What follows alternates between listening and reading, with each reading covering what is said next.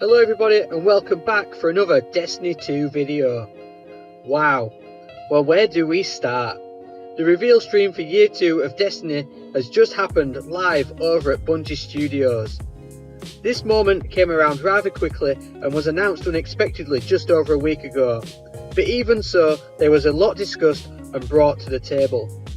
However, despite all the recent changes with the Warmind and other updates, is what was shown in the Forsaken live reveal going to be enough to save Destiny 2? Today, we are going to discuss this and look at what is changing come September.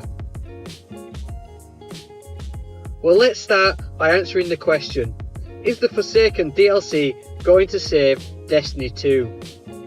Well, I think that personally, yes it will, but it just hasn't done it on its own. With all the recent updates, Destiny 2 has changed massively since the vanilla version which initially launched. The whole gameplay, activities and things to do in the game have increased, and that isn't going to stop anytime soon, as the Forsaken appears to take these changes and multiply them tenfold. Let's just take a look at the Forsaken's titular description on the Bungie.net website to see exactly what we're going to get. It gives us a taste as what to expect from the campaign as we venture back to the reef and discover a prison break from the Prison of Elders. The story looks to be somewhat different from anything we have seen before, with Guardians having to track down 8 Barons and their chief. I'm unsure how this will fit into the game, but I expect some of them to be tied to strikes and maybe even the upcoming new raid.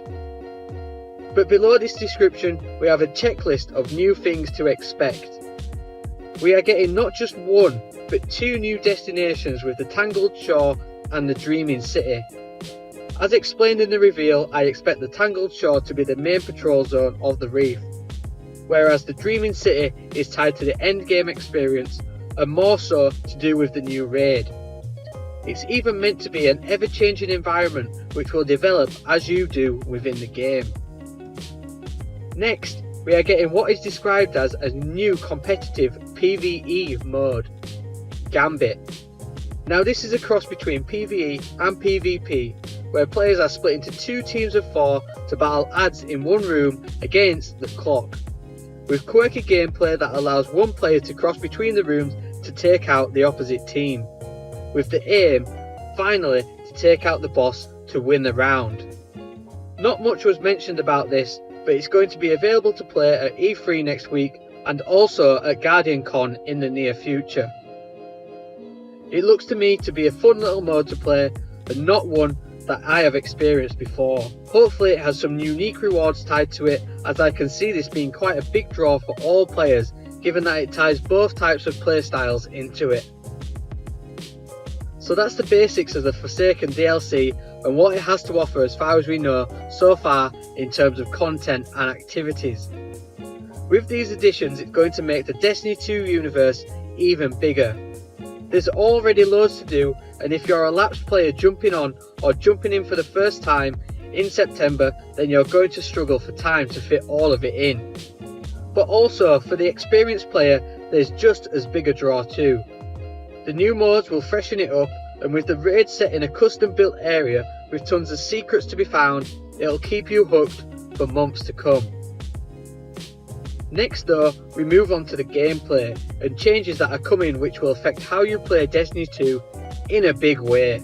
First off, and I think the most exciting part, is that we are getting 9 new supers and subclasses coming.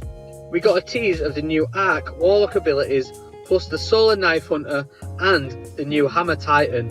I expect that each character will get a new super for each element.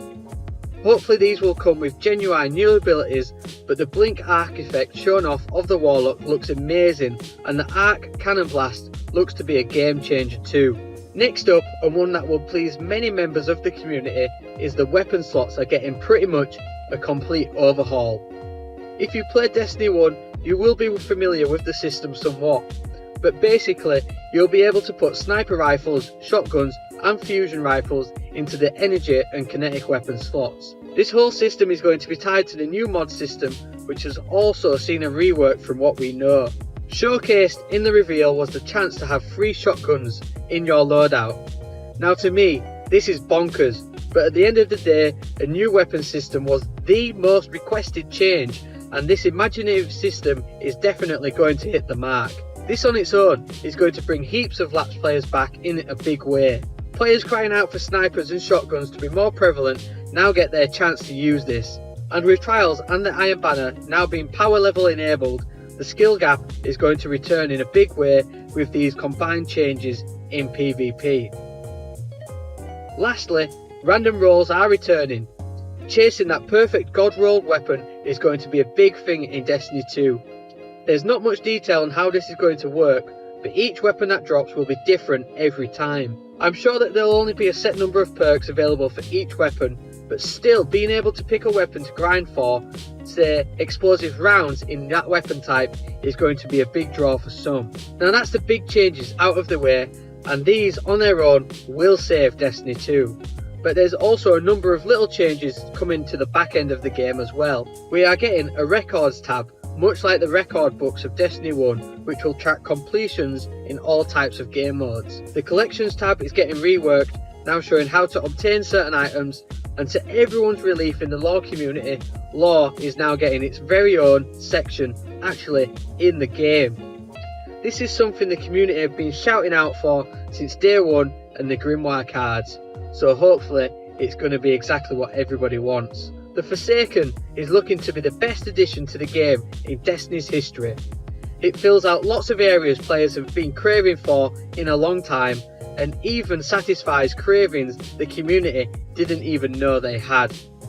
With it being 3 months away until it actually launches, the hype train is going to be in full force, but come September it looks like the fanfare this time round will be well deserved and not hollow like vanilla Destiny 2 was. Destiny 2 has been saved thanks to this epic community and development team. Guardians all over the world have a hobby to play once again, and come September, one that will keep them hooked deep in the universe, much like we always wanted to be. As always everyone, please let me know in the comment section below your thoughts on the Forsaken reveal. I for one think it's going to be loads of fun exploring new areas, secrets and challenges, along with the new weapons and abilities to boot. If you did enjoy this video and found it informative in any way, please remember to hit that like button, and also subscribe to my channel for more future Destiny 2 content. You can also follow me on Twitter and Instagram for the latest news and information surrounding the game. Thank you very much for watching, and I'll see you next time.